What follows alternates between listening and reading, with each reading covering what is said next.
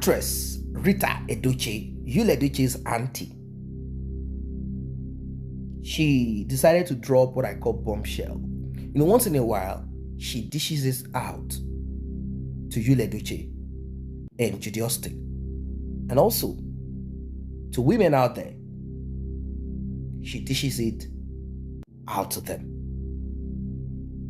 She decided to run the wheels of her tractor on Judy, and she wrote this: "It is really very unfortunate to see women preferring to be in a toxic relationship where cheating and infidelity takes the lead simply because the so-called man showers them with money."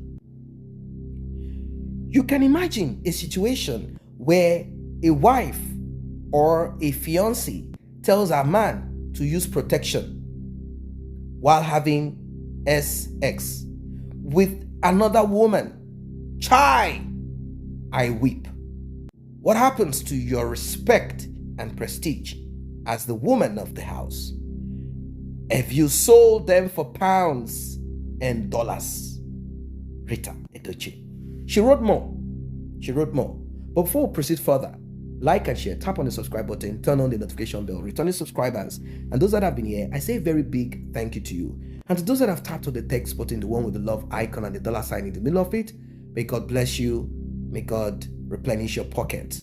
If you also want to be a part of this, you want to encourage us to do more, to grow more, you can as well tap on the same button. So, Yul Edochie and Mary, knowing fully that Yul Edochie is in the entertainment industry, this industry comes with a certain kind of spirit. That spirit is interested in greed, adultery, and fornication. You always find it in entertainment, Nollywood, Hollywood, so many stories here and there. It is something that is common. Rita Edochie is aware of setting ups and downs in Yul and May's relationship, marriage, but they've been able to weather the storm together somehow. I know this is debatable, what she wrote here about a woman, a wife, partner, putting protection in the bag of her husband when they are going on a road trip or business trip, whatever, like Yul Edochie does. Leave Lagos down to Asaba, Southeast, to shoot a movie, direct a movie, produce a movie, knowing fully that there is a possibility of the man interacting with women in a way that could lead to her being infected. So this is basically STDs. So will you as a woman do such to protect yourself because the man makes money, brings it home? Would you rather stay out of that marriage like, hey, I'm not going to accept this, move on? Like I said, this is debatable, and I want you guys, I want you, ladies and gentlemen, to drop your comment. Most ladies, drop your comment about this one. I'm speaking more to the ladies. Drop your comments. Drop your comments. What do you prefer? Because now, this time and age, it seems there are no many women who are fortunate enough to have a man who will marry them. Maybe some of them might be thinking that way, like, if I leave, someone else will come in. Or are you thinking in this way? If I leave, my life will be safe. At least it will not come home to infect me, apart from the emotional aspect of it, like, oh, my husband is cheating. The end result, the most painful part of it is him coming home, infecting you with a venereal disease, STDs, or whatever, and maybe you end up losing your life or something horrible happens to you. It is debatable. What will you do? Would you rather throw it in the bag of your husband, like, in case it happens? I know it might happen. Don't come home infecting me. Go do your thing. Also, now, men, if your wife or your partner does this, have you ever thought about it that she could also be doing the same?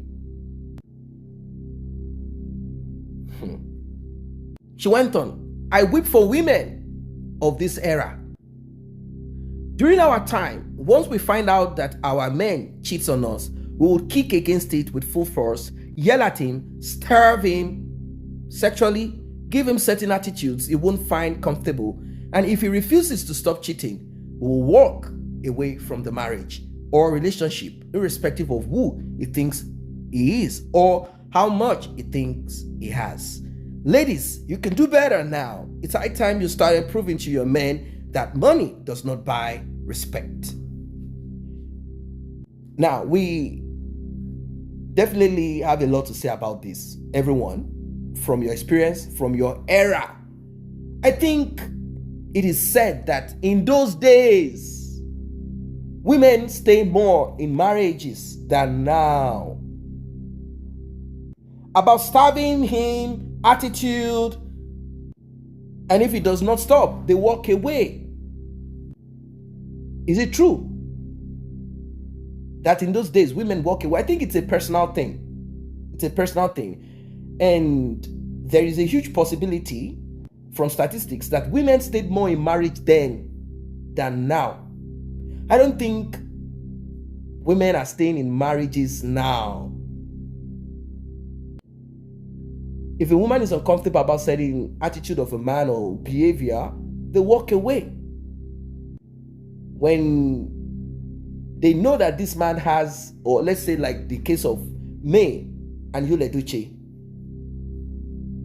their marriage is not the customary one alone. They did both. Native law and customs. They didn't just do that alone. They went to the registry. So if anything is to happen, she will be able to lay claim to certain things. Now, the truth is this. Many men are not interested in getting married in the court. That's the truth. She said, ladies, you can do better now. Secondly, I have been saying this. Though ladies have something you do that fetches you money. Be a boss. Sail your own ship. Be yourself so you can comfortably tackle a man who keeps messing up. It is only when you depend on your man for survival that you will have no say when he begins to trample on your emotions as a woman. Please plan yourselves, Biko. Good morning, great lovers of Rita Edochie. This is deep. What are your thoughts? What are your thoughts about this? Because this is not men against women thing or women against, because at the end of the day, as a man, you will have daughters. As a woman, you will have male children. This cut across, it has nothing to do with gender now. It's about humanity, survival. Drop your comments.